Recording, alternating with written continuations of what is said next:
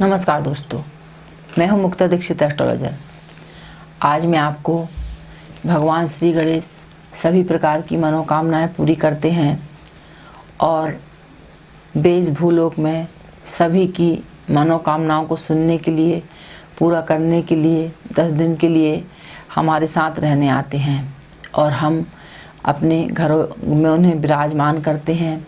उनकी भक्ति भाव से सुबह शाम पूजा आरती वंदन करते हैं और अपनी मनोकामनाओं को पूरा करने के लिए प्रार्थना करते हैं और जो है भगवान को विभिन्न प्रकार के भोग अर्पित करते हैं ताकि भगवान गणेश प्रसन्न रहें और हमारे कार्य हो, व्यापार हो, विद्या हो, बुद्धि के दाता भगवान गणेश हर प्रकार की मनोकामना जो है हम भगवान गणेश से प्राप्त कर सकते हैं। आज मैं आपको इस वीडियो के माध्यम से जो है भगवान गणेश की पूजा में किस प्रकार से हम अपनी मनोकामनाओं को पूरा कर सकते हैं इसके बारे में कुछ खास जानकारी दे रही हूँ। यदि आपके घर में बहुत अधिक परेशानियाँ चलती हैं, आर्थिक स्थिति ठीक नहीं है, धन का आगमन नहीं हो रहा है, तो ऐसी सब स्थिति में जो है भगवान श्री गणेश को रोज़ दूर्वा तोड़ करके अर्पित करना चाहिए। और मंत्र जो है ओम गंग गणपतिये नमः, इस मंत्र से कम 108, 11, 21, 51 दूर्वा अवश्य अर्पित करना चाहिए। ऐसा करने से आर्थिक स्थिति मजबूत होती है। गणेश जी जब विराजमान रहते हैं, आर्थिक स्थिति ठीक नहीं है, बहुत अधिक खर्च होता है, तो ऐसी स्थिति में भगवान गणेश के पास जो है एक हरे कपड़े में थोड़ी सी मूंग की दाल, एक सिक्का और एक हल्दी का टुकड़ा बांध करके रख देना चाहिए। और जब भगवान विसर्जन के लिए जाते हैं तो उस पोटली को भगवान के चरणों से स्पर्श करा करके अपने जहाँ आपका धन स्थान है वहाँ पर उसको रखना चाहिए। ऐसा करने से धनागमन होता रहता है। यदि आप भगवान गणेश से बहुत अधिक सुख चाहते हैं, प्रसन्नता चाहते हैं, तो ओम अनंत अनंत सुखदायकाय नमः इस मंत्र का कम से कम रोज़ 108 बार जाप करना चाहिए। इस मंत्र का जाप करने से अनंत सुख की प्राप्ति होती है, जैसा कि मंत्र से ही स्पष्ट है।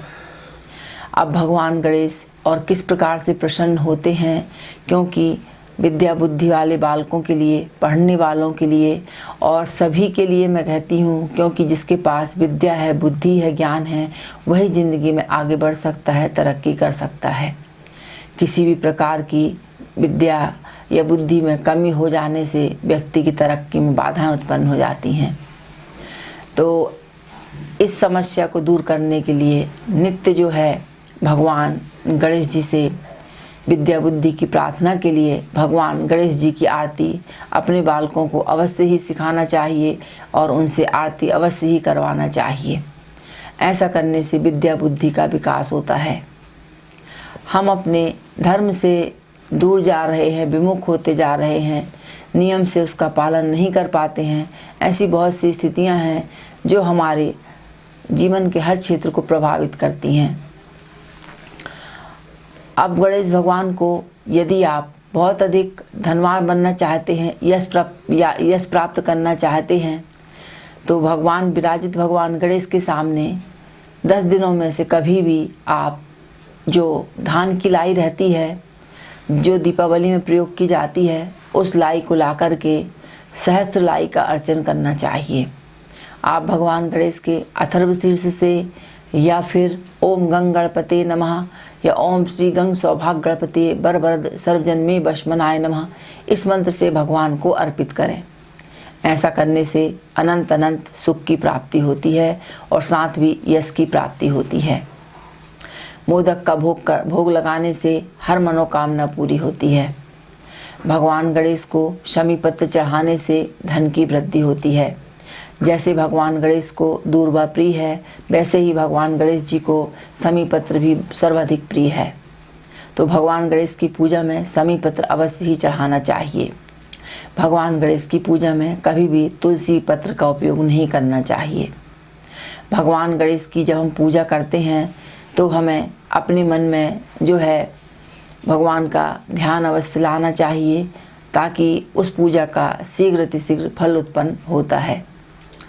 जो भी लोग भगवान गणेश को अपना आराध्य मानते, इष्ट मानते हैं, क्योंकि भगवान गणेश जो है प्रथम पूज्य हैं। भगवान गणेश की पूजा के बिना कोई भी काम पूरा नहीं होता है। यहाँ तक कि जब भगवान शंकर युद्ध करने के लिए जा रहे थे तो वे भगवान बिना गणेश की पूजा के जब युद्ध करने के लिए गए तो युद्ध में राक्षस से हार गए थे। लेकिन जब उन्होंने भगवान श्री गणेश का पूजन किया और पुनः युद्ध करने के लिए गए तो युद्ध में भगवान की भी विजय हुई। तो इस बताने का उद्देश्य यही है कि जब भी आप कोई नया काम करें, कोई अच्छा काम करें, जो भी काम करें, उसमें भगवान श्री गणेश को अवश्य ही याद करें, ताकि आपकी हर मनोकामना को पूरी कर सकें। अब आप अपनी सभी मनोकामनाओं को पूरा करना चाहते हैं तो अधिक से अधिक मोदक का भोग भगवान गणेश को लगाना चाहिए। यहाँ तक कि 1 सहस्त्र लड्डू चढ़ाने का भी विधान है। तो इस प्रकार आप अपनी सुविधा के अनुसार जो प्रयोग मैंने बतलाए हैं ये कर सकते हैं। और ओम गंग गणपते नमः भगवान का वैदिक मंत्र है, इसका आप जाप अवश्य ही कर सकते हैं।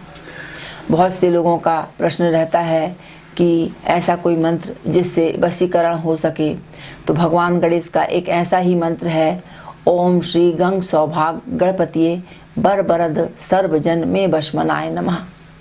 भगवान गणेश का इस मंत्र का जाप करने से सभी लोग वश में होते हैं। तो इस प्रकार भगवान गणेश हर प्रकार की मनोकामनाएं पूरी करते हैं। जो व्यक्ति कर्ज से परेशान हैं उन्हें बहुत अधिक मात्रा में दूर्वा अर्पित करना चाहिए और भगवान गणेश से प्रार्थना करना चाहिए कि उनका कर्ज दूर हो।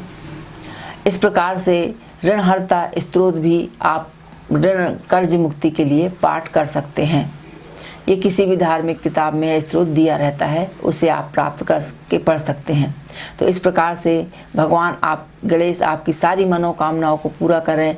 तो ये मैंने जो आपको खास जानकारी दी। वीडियो देखने के लिए बहुत बहुत धन्यवाद। चैनल को लाइक कीजिए, सब्सक्राइब कीजिए। धन्यवाद, नमस्कार।